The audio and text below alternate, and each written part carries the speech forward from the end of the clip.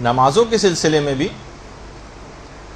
یہ بات کہی جاتی ہے کہ خاص طور پر بے نمازی دوستوں سے بڑا پرہیز کرنے کی ضرورت ہے. یا تو آپ اتنے اثر انداز ان کے اوپر ہونے کی صلاحیت رکھتی ہیں کہ نہیں ہم یہ بے نمازی ہیں نا تو ہم اس کو نمازی بنا دیں گے, لیکن عام طور پر ہوتا یہ ہے کہ بے نمازی افراد اپنا زیادہ اثر چھوڑ جاتے ہیں.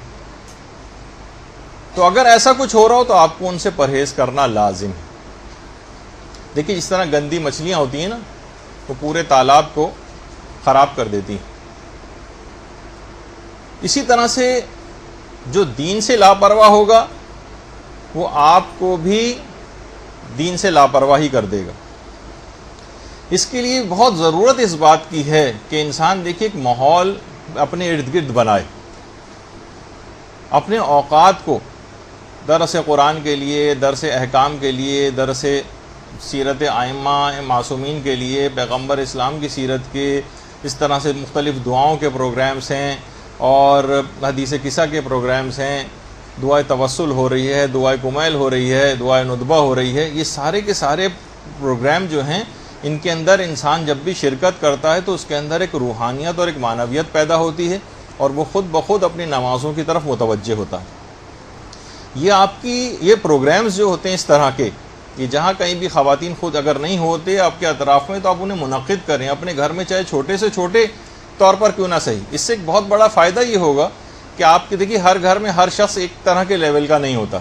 آپ اگر اس طرف متوجہ ہو گئی ہیں, آپ نمازوں کی طرف متوجہ ہو گئی ہیں, آپ دین کی طرف متوجہ ہو گئی ہیں, تو گھر میں کوئی بھی ایسا دعا کا کوئی پروگرام ہوگا تو جو افراد متوجہ نہیں بھی ہیں وہ بھی اس پروگرام میں آ کر بیٹھ جائیں گے, ان تک بھی دین کی ایک بات پہنچے گی. اس میں کوئی چھوٹا موٹا سا آپ درس جو ہے وہ کسی کو بلا کر, کسی خاتون کو بلا کر وہ کر لیں, ورنہ مختلف مدرسے کے مختلف یہاں سے آپ سی ڈیز وغیرہ لے جا کے, بہت سے گھروں میں یہ بھی سلسلہ شروع ہو گیا جہاں اسپیکر کا انتظام نہیں ہوتا وہاں اس طرح سے ان چیزوں کا استعمال ہو جاتا ہے. تو یہ تمام چیزیں ایسے افراد کے اوپر بہت زیادہ اثر انداز ہوتی ہیں. اسی طرح سے آپ کوشش کریں, جیسے کربلا ٹی وی ہے اور ایران کے مختلف چینلز ہیں جن کے اوپر مثلا نمازیں وغیرہ آتی ہیں, اور وہ اگر آپ ان کو دکھانے کا کوئی ایسا انتظام کریں, عام طور پر مغرب اور عشاء کی جو نمازیں جس انداز سے عام طور پر لوگ گھروں میں بھی ہوتے ہیں, اور کتنے بڑے بڑے علماء جو ہیں وہاں پر قوم اور مشہد کے, اور کبھی آیت اللہ شبیری زنجانی کی نماز آ رہی ہے, کبھی آیت اللہ ناصر مکارم شیرازی کی آ رہی ہے, تو کبھی آیت اللہ نوری حمدانی کی آ رہی ہے, کبھی رہبر معظم کی آ رہی ہے. تو ایک عجیب ایک روحانیت کا سا ایک سما اور ایک ماحول گھر کے اندر پیدا ہو جاتا ہے. یہ کربلا کی, تو یہ سب چیزیں آپ کو ماحول بنانا پڑے گا, نماز کا گھر میں ایک ماحول کریٹ کرنا پڑتا. تو جو آپ کی روحانیت کو بھی سرشار کرے گا, آپ کی روح کو سرشار کرے گا, لوگوں کی خود بخود نماز کی طرف رغبت ہوگی. اور جسے قرآن نے کہا ہے نا صبغت اللہ, یعنی خدائی ایک رنگ جو ہے وہ چڑھنے لگتا ہے روح کے اوپر, اس کے اوپر ایک رنگ آ جاتا ہے خدا کا. تو دیکھیے ہماری جو بہت بڑی وجہ ہے گھروں میں مصیبتیں نازل ہونے کی, پریشانیوں کی, جو جس میں آج کل ہر گھر گرفتار, اس کی ایک وجہ ہماری ناقص نمازیں بھی ہیں. اور گھروں میں بے نمازی افراد کا ہونا تو ایک بہت بڑی مصیبت.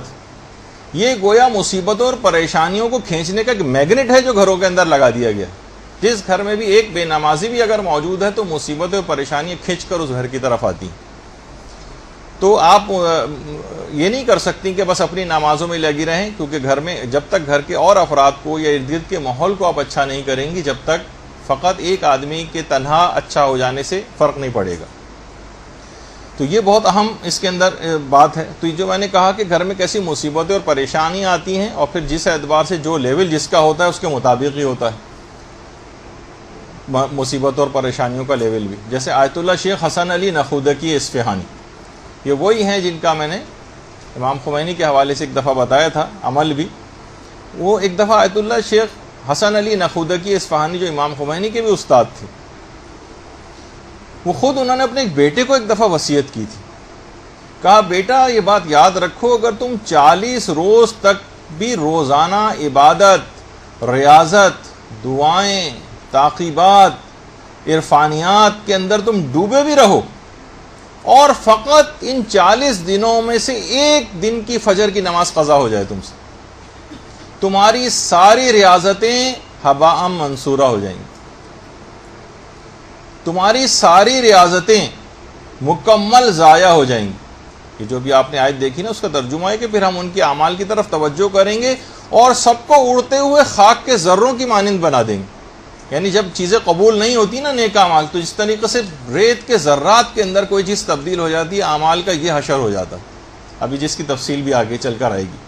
بیٹا میں نے اپنی، فرماتے ہیں شیخ حسن علی نخودکی اصفہانی، بیٹا میں نے اپنی پوری زندگی میں صرف ایک مرتبہ مجھ سے ایک نماز قضا ہو گئی تھی، اور اسی دن میرا بیٹا مر گیا تھا. تمہارا بھائی اسی دن مر گیا تھا، اور پھر خواب میں مجھ کو بتایا گیا کہ اس کی موت کا سبب میری وہ قضا نماز فجر تھی جو مجھ سے قضا ہو گئی تھی. وہ ٹھیک ہے کہ پروردگار ہر کسی کو اس امتحان سے نہیں گزارتا ہے. جن کے رتبے اتنے زیادہ بلند ہوتے ہیں ان کے لیے پھر مصیبتیں اور پریشانیاں بھی ایسی آتی ہیں، لیکن ٹھیک ہے خدا نخواستہ ہم تو اس پروردگار اس قسم کی مصیبت میں مبتلا نہ کرے، لیکن چھوٹے لیول کی مصیبتیں تو آتی ہیں نا. تو ایک نماز، یعنی کہہ رہے ہیں 40 روز تک بھی اگر تم مسلسل پورے کے پورے عرفانیت کے اندر ڈوبے رہو اور دنیا جہان کے نیک اعمال کر ڈالو، اور فقط ایک دن نماز کو اپنی قضا کر دو، تو سارے اعمال تمہارے ریت کے ذروں میں تبدیل ہو جائیں گے، سب کیا کرایا بالکل بیکار ہو جائے گا. تو یہ بہت اہم بات ہے کہ یہ تمام خاص طور پر نماز کے سلسلے میں جو بے اعتدالیاں ہیں اور جو لاپرواہیاں ہیں، یہ کس طرح سے نقصان پہنچاتی ہیں. اور یہ آیت اللہ شیخ حسن علی نخودکی اصفہانی وہی ہیں جن کا ایک کیمیا والا نسخہ میں نے آپ کی خدمت میں بہت عرصے پہلے جو ہے وہ پیش کیا تھا. اچھا، اب دیکھیے یہ کہا جاتا ہے کہ نماز وہ فریضہ ہے جو سیدہ زہرا سلام اللہ علیہا نے ٹوٹی ہوئی پسلیوں کے ساتھ،